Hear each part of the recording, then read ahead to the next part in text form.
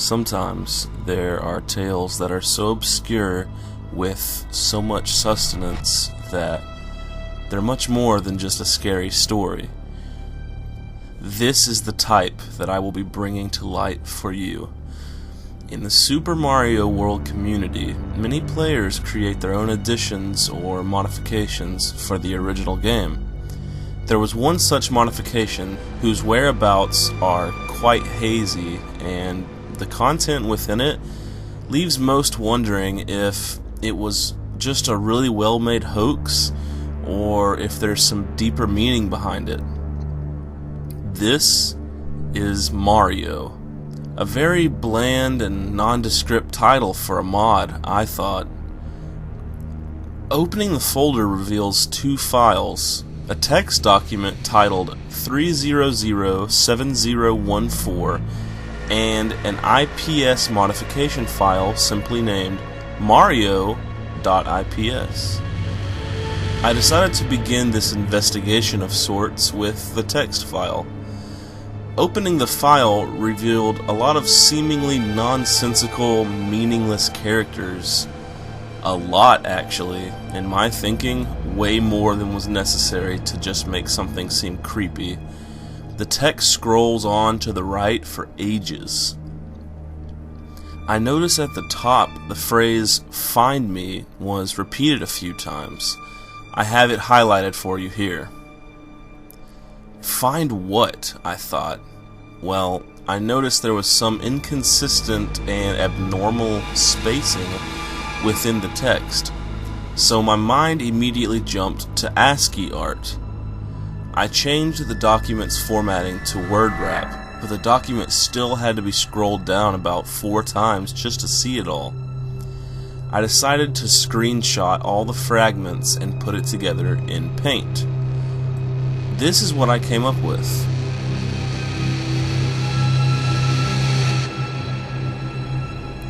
The spacing makes very weird little worm-like lines throughout the entirety of the picture. I must have stared at this thing for 15 minutes. My mind played tricks on me. Even as I read this to you now, I can look over at this picture and my mind can just make me see so many different images within it. However, the text said, "Find me," so I felt there was something specific that I needed to be looking for. I began to do a little bit of research, read up on others' experiences with the mod. One post I read in particular intrigued me. It said how someone had taken the text, used some sort of hexadecimal system as well as a complicated text to JPEG procedure, and came up with a horrific image. I decided to click the link, and I was presented with this. Chills shot through my spine and goosebumps formed on my skin. The image was so disturbing to me.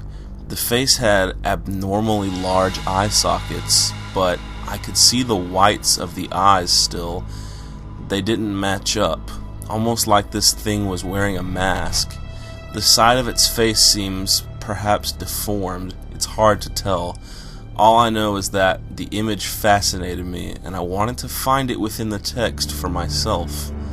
I tried flipping the text landscape, mirroring its image. I tried overlaying the two images. Sometimes my mind would trick itself into seeing the face in the text. I would get really excited and immediately open it up in Paint just to color in the areas for myself. And then I'd lose the image in my head again. This went on for quite some time until I decided to just give up and move on to the game itself. That was where this whole thing became really disturbing. I'm going to show you some raw video from the gameplay I experienced.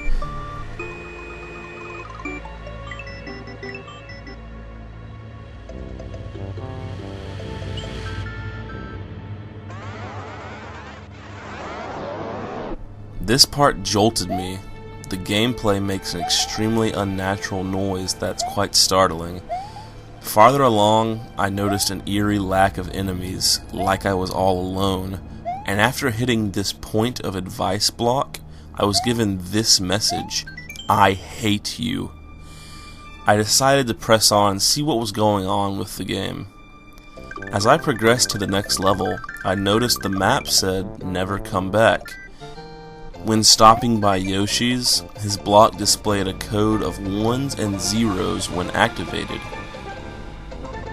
After obtaining Yoshi, I activated this block and was told, "But, is there anything I can do to change your mind?" This is the selfish way out. A little creeped out, I moved on to the next level, a world of darkness, followed by the next. I didn't remember this music being in this part of the game, and where were all the enemies? I continued further still to the castle, and the castle was just a long hallway of advice blocks. All of them were either blank or asked me the question, "Don't you think you've caused enough trouble?"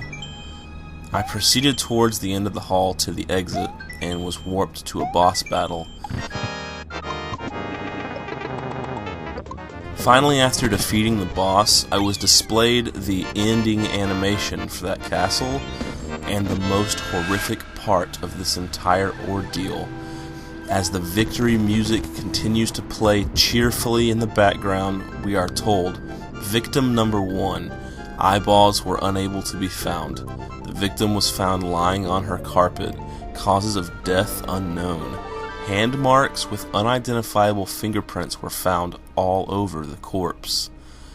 I was sufficiently horrified at this point, but I decided against better judgment to just press on a little longer, just to see this mystery through to the end. I took the new passage that had opened for me. I was given 2 advice blocks. One said, "There's no way out of here." The other told me, "Fly away." We appeared in a dark hallway. I ran and ran until we ended up porting through a wall, and I was left at a platform with an abyss at the bottom. I decided to jump down, and my game crashed. I had seen all I needed to see, enough to present this to others. So, what do you think? Is it a really well-made story, or something a little bit more sinister?